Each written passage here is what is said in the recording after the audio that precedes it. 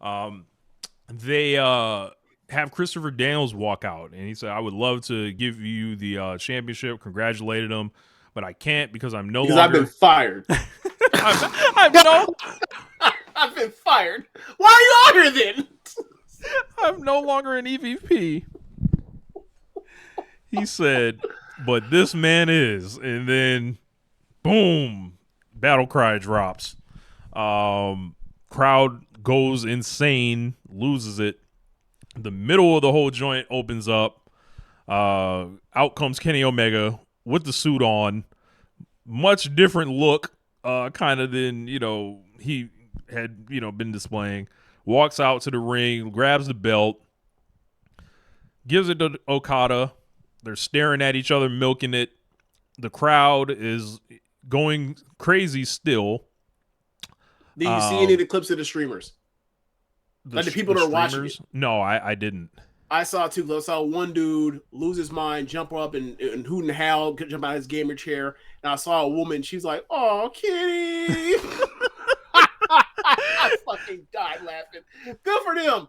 So look, everybody, I'm glad that people get their, someone they cared about has been gone for so fucking long is back. They swing the camera around and they show the all-in sign between them, and they're like, yep. "Hey, motherfucker, you want to come to Texas, like, to see Okada Omega 5?" So, right, I see this. I'm very happy. I'm still on the phone, by the way. I'm very happy with just seeing Kenny. I popped for him, obviously, and all that. And then I'm just like, so a thought hits me, right? And I'm like, damn, they should have did Okada and Ospreay last and close the show with this. And I was like, And then I was like, all right. And then I was like, I know Edge is coming out. I know Edge is coming out. So I'm like, hold on. Like, I start like putting it back together in my head. And I'm like, so they did the Okada and Ospreay match, super fire, beat Will, obviously to set up this thing, right? Mm-hmm. And I'm like, well, why would they do this? They made sure they got it out in the media pretty early that Kenny Omega would be back. A couple weeks ago, it's been talked about in the dirt sheets, stuff like that. They made sure that they responded to people being upset that he did an angle in New Japan with physicality and all that. And I feel like the only reason this was done was to dim whatever he had going on in New Japan next week. He was going to return to AEW, quote unquote, first, right? And what's happening, I'm looking at it, I'm like, well, why are they acting like he's some kind of non-wrestler? Why are they like saying we don't know when this guy's going to be cleared? It's almost like there's two different kayfabes. I started thinking about it. I was like, this is an insult. And, people have tried to tell me that they've promoted the match that he's going to be in with Gabe Kidd. I don't remember that at all. Where? I don't remember that at all. They were acting like this man was like, they don't know essentially his status. I'm like, bro, he's fucking wrestling in a week. He's going to main event the Dome. What the fuck is happening? New Japan Pro Wrestling is on Twitter 7 minutes later. And they're like, get ready to witness the in-ring return of Kenny Omega next week against Gabe Kidd. So like asking me to ignore this stuff is fucking ridiculous on top of slotting this behind Adam Copeland near 2025. And I know people are going to throw this thing at me like, well, in the immediate future, we need to have Copeland and the FTR guys against the Death Riders. And we'll get to the Death Riders with the main event in just a minute. But I'm like, well, are you more concerned about your quote unquote immediate future or possibly the biggest show you've done on this continent? So with All In, with Okada Omega. So I have two thoughts on this. One, I don't disagree with you. And I'm tired of them putting Kenny Omega behind these old ass niggas from WWE. Where I'm just gonna crack it open all the way. Copeland has done a phenomenal job in AEW so far. He's come in, he's worked hard, he's worked with various levels of opponents and still managed to get himself over. I watched a post interview. Like, it kind of reminded me of like the same booking strategy that happened with CM Punk, where it was like they're gonna put him with all these people that are away from all the real people, and then you bring them in, and it's like, oh, straight for the belt now. And I'm not concerned that Copeland's actually gonna win the belt or anything, but I'm like, we're positioning, like, if I was like, we've heard all the talk about Kenny Omega while he's been gone all year, right?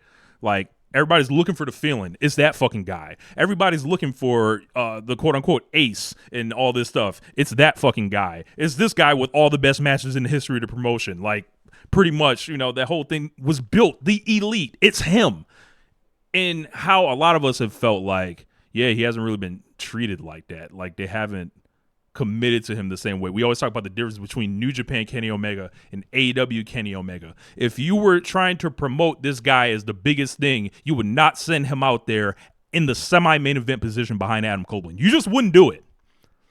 Well, there's two thoughts on that, right? It's like, one, do you want the tournament final for the number 3 belt at best in the company over the top belt, or do you want to put that in the main event?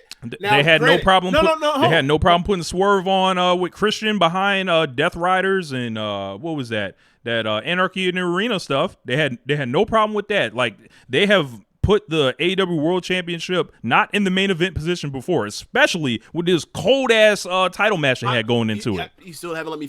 My fault. There's also this part, right? Because we're in America, you have to have something interesting or really, what do you call it? Definitive to end the show on the closing credits to go before you go black. Edge showing up with FTR, rated FTR, to immediately program or whatever else. That's more definitive on a close than the normal, after a big show in New Japan, the next thing comes out. For me, I would have done it that way, but we keep seeing this promotion say, like, the things that make people want to watch this promotion, the people that came from there, we don't want to do it that way because that's not how they do it in Stamford, Connecticut. They didn't even have to. They could have done the same angle, James. Why'd they have to do it on this show? They could have did it on another show. Rich. I'm not saying that's why they did it or they should be excused for it, because after all, this show ended at like 11:30. They had all the fucking time in the world to have done a New Japan next challenger or next big thing walk out with Omega and Okada, and then walked out and had Omega walk back up the ramp or whatever else, and they went black on Omega. They could have did it that way too. They just chose not to. They had all the time in the world. They closed this show with like 20 minutes left. They had more than 20 minutes of TV time. Quite frankly, I'm tired of this company trying to forget what like the heartbeat of the promotion is. Like, this is all of wrestling. This promotion is all of wrestling. Stop doing these things that are fucking WWE influenced all the time. Stop doing it. Doing it here and there, fine.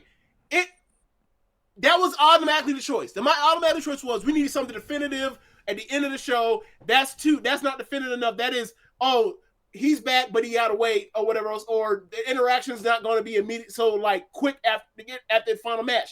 That's why they went with it. And I gotta say, give me Ospreay, Okada, and Omega over Orange Cassidy after he just lost last pay-per-view match. Jon Moxley hiding the fucking belt. Jay White getting fucking charity jobs or getting charity W's from Adam Page, and Adam Page being jobbed out in the last 2 months of the year. Give me the three best wrestlers of my last decade instead. Thank you. Please, Tony Khan. Fuck. They have to stop. They're disrespecting Kenny Omega, whether they know it or not. Like, to be out for diverticulitis where you might die, right? This is not a knee injury. This is not a this is not a broken wrist or something. This is, he didn't wrestle all year. He didn't wrestle all year. And he's working a match next week. It's like, the other part of this is like, why are you not helping like build this up? It will be easier if you build it all up together and acknowledge these things. But it's like they want it to be this own like little world where they treat him like he's a non-wrestler, but it's like I'm not dumb. Like it was one thing when he did the match at Wrestle Kingdom with Ospreay in 2023. It began in 2023. It's one thing when it's that it is a New Japan only show. This show, Wrestle Dynasty, has your fucking name on it, and he's in the main event, and you didn't, and you were acting, and then you did the whole thing where it's like, I don't know if he's even cleared. Bullshit. If you want to not acknowledge that he's back or whatever else, or that he or not acknowledge that like he's been back and like you haven't promoted or whatever else, fine. He's in front of your face, and you play dumb like you don't know he's gonna wrestle in a week on your own fucking show that has your promotion's name on it. That's dumb. It's like, it's always been annoying that you have a partnership with AEW. You send Danielson or Claudio or Moxley or Kenny Omega to New Japan, then you don't promote it. Or FTR. FTR was in the dome when they were in the dome, right? They were there together. Ovation. Shit, right, they probably flew over there together, like right. or flew home together. It's not about Kenny Omega. These are your wrestlers you're sending over to the other side of the world to wrestle with your partner. Promote the fucking thing, and even that was bad and dumb or ill advised, whatever else. This show is actually your show. Your name is on the damn thing. What are we doing? Like they've never tried to go. Like on this show. Look, the Young Bucks are on this show. They've back to the Kenny Omega porch. I got to wake all this up. Like I've seen so many people be like, "What's wrong with what happened?" And just they're caught in the afterglow of Kenny Omega coming back and being so happy to see him and stuff like that. After a year, you're promoting a match that probably is going to go on second to last on a show that's going to be the biggest gate you've ever done in this continent, and like you're promoting it that far in advance. You're promoting it like 7 months in advance. Like why would this not end the show? Outside of being WWE brand. It's like, why would it not end the show? And it's like the one time, like, I think you should try to push them like an ace because they never have. And I'll repeat that again, James. They never have. Yeah. It's like one of those things like, okay, there's what you do, there's what you say, and there's what you do. And what you have done by not bringing him out tells me y'all don't think that he's going to be able to do this very long, or you're not, or maybe if he does, you're not going to push him as like a man of or like a top star. Like you're pushing like a semi-main event act or something below that, and that is the problem. Whatever else, you never took advantage of this, and you know who else you never took advantage of this with? Cody Rhodes either. How did that work out when he's in WWE right now? Look, I was just going to bring Cody Rhodes up. I was like, sometimes I wish Kenny Omega had a little bit more Cody in him as far as, like, we knew the Cody Ace shit in AEW was fraudulent, right? But when he said that shit to Darby. Yeah, that and just being the front-facing person and wearing the suits. Darby, nigga, neither are you. You with the TNT towel in your hand. Shut up. Look, being the front-facing person and wearing the suits and making it look like he started AEW, James. Like we knew that was bullshit, but like I kind of admire the way he's a carny motherfucker. So like he worked people in a sense like that. To me, Kenny Omega seems like just such a kind of low-key kind of guy that he's not going to lean into something like that. You're taking advantage of the part where he doesn't give a fuck about these kind of things. Yeah, and it's like, okay, he shows up, James. What's he wearing? He's not wearing basketball shorts. He's wearing a suit. Maybe he's trying to tell you he wants to try that position a little bit, but it might be too little too late. I thought he was going to join Hurt Syndicate, but yeah. Yeah.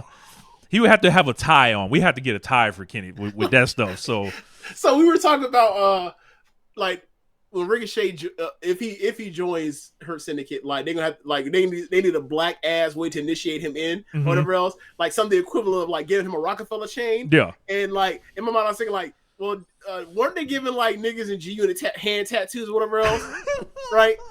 And now I'm thinking about like you start doing like hurt like we hurt people are hurt on it, right? So just because it was funny, I was like, all right, because Ricochet light skin, like you have on like Sheldon Benjamin has hurt on his shit, right? on his hand, and then Lashley has big hurt on his hand, and then Ricochet light skin hit say ouch. Damn, you stupid. You stupid.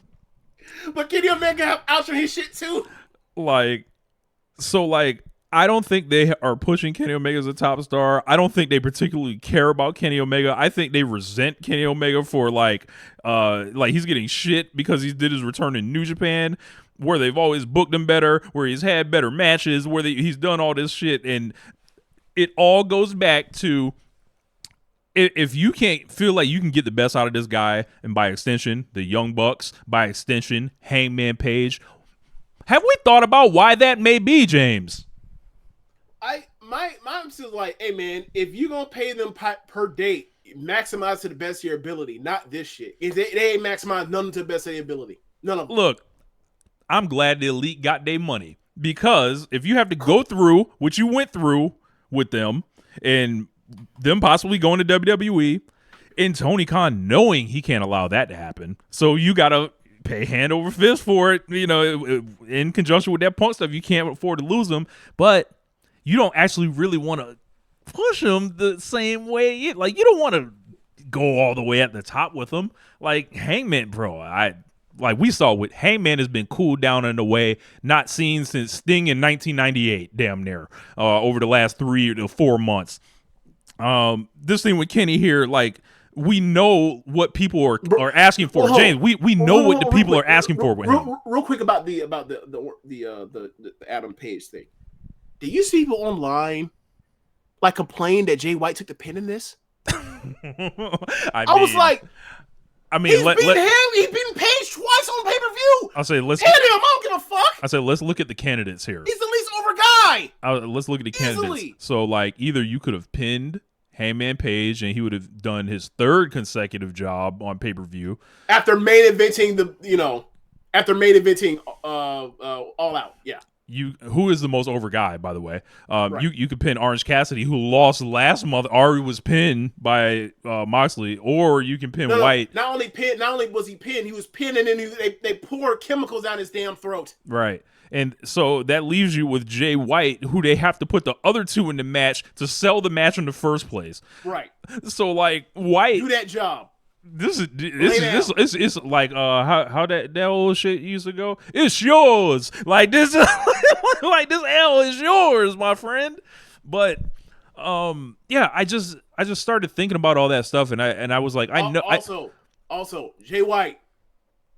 Have we talked? We haven't got to the match yet. I'll save that. Go ahead. I was gonna say I just know what a lot of the fans in AEW are vocalizing what they want. They want Kenny Omega push at the top of this promotion, and I hate to break it to y'all, I don't think that's this timeline. Like, I think there's stuff going on that's gonna be in books one day, and like, yo, that are gonna get written about, and I think we need to come to terms in peace with like finding the art in what Kenny's doing and enjoying it, because he's not going to get the shove from the promotion that's named after the faction that he led. I just don't see it. Only as a heel. Yeah. That's only every time they went with him that way, was when he was a heel. Yeah. And it wasn't exactly like he was a cleaner. He was out here wearing goofy ass dress shirts and shit and weird boots, whatever else. And being lame on purpose, like he was Jericho or something. But,